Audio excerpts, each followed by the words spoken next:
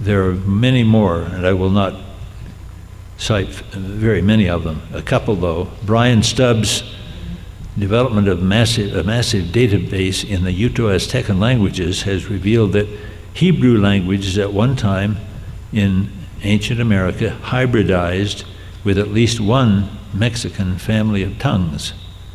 Repetitive use of his tools promises to allow documentation of the same hybridizing phenomenon involving other New World languages.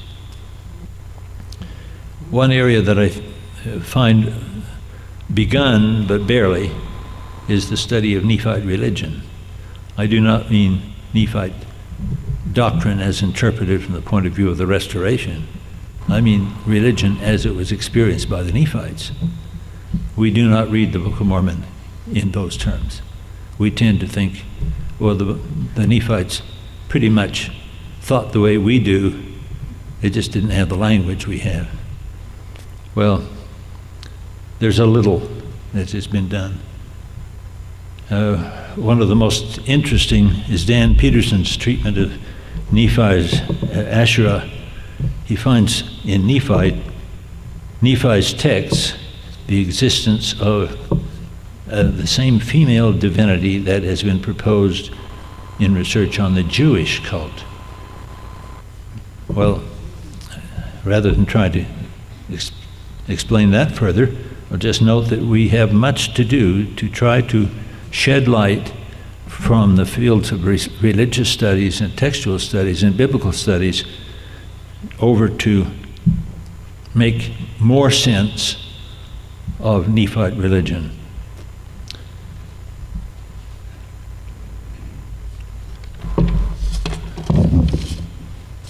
But as the years have gone by, and scholarly study and publishing on the Book of Mormon has increased, several dimensions of the process of that increase have become apparent. Together, they permit us to project some future changes. Here are trends I believe I detect in that trajectory of studies.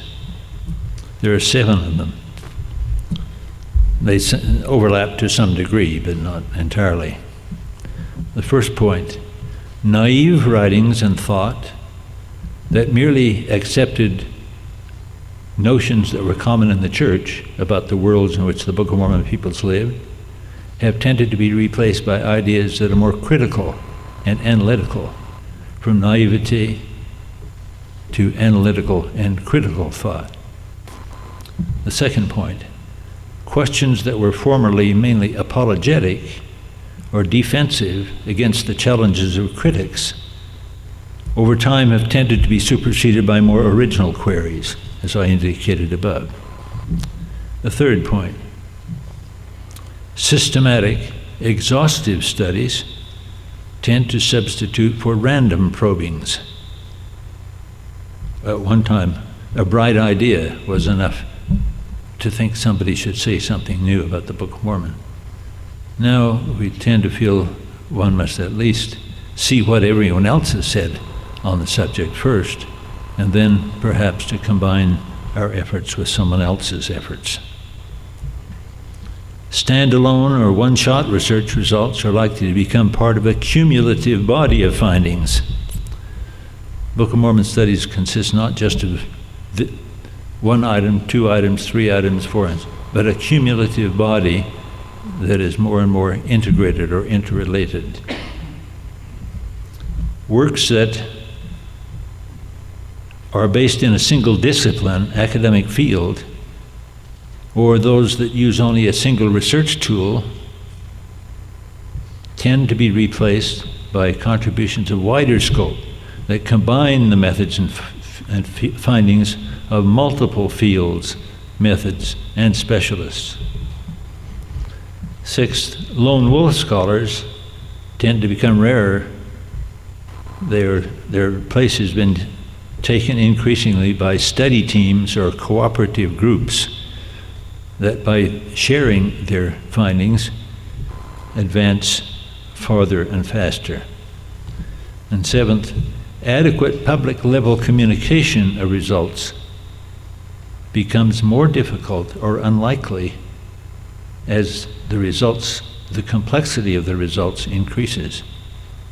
In other words, it's harder to get a handle for the public on what is being done, what has been done, because it's just harder to talk about. There's more, and there's more complexity. These tendencies have precise parallels when the field of the history of ideas, or intellectual history, looks at any field of research. For example, in astronomy, there was a time when the only real tool was eyeballing the heavenly bodies through a lens. When the use of radio detection of stars became available, the field of astronomy greatly expanded, both in capabilities and in findings. And there are, of course, other such tools. Another instance, the use of global positioning systems has revolutionized the discipline of geography and the range of questions that it can successfully ask and answer. Again, the use of more innovative and large-scale computer information systems has had profound consequences for several fields of study. One of them has been multispectral imaging, pioneered by Stephen Boris and others at Farms in analyzing the Dead Sea Scrolls, and now since then in other documents. Having the new tools means new things, new questions can be addressed successfully. The trajectory I see ahead for Book of Mormon studies has a number of significant components, but they may be disturbing. The first is we need very much to ask and pursue better questions, keener, less naive, more productive of work. The second point is that we need more researchers, more minds who can borrow a greater variety of useful paradigms, tools, schemes of thought that have not previously been used in Book of Mormon studies. In fact, we need more minds to provide alternative perspectives on the questions that have long been around. Are there no new ideas to be thought of in regard to Isaiah in the Book of Mormon? Surely the last word has not been said. But more minds do not mean naive minds.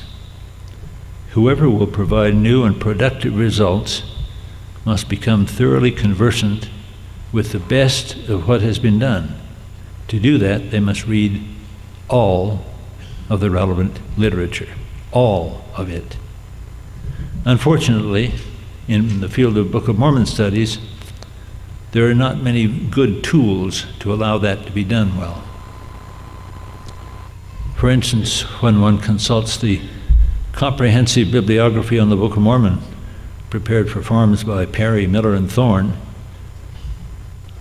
my examination indicates that at least 95% of the sources cited there are of literally no value to mature scholarship.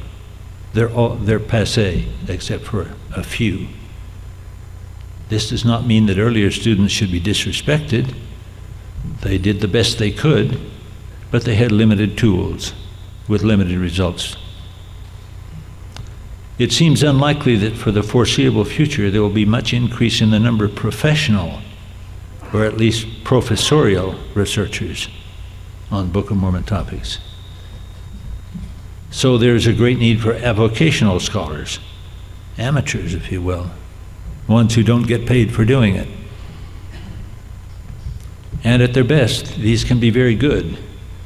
One of my fondest examples of an avocational scholar was a blacksmith from Evanston, Wyoming, Reed Putnam, who became interested in the question of what was the material from which the golden plates were made. And he became somewhat educated in metallurgical matters, far beyond blacksmithing, and concluded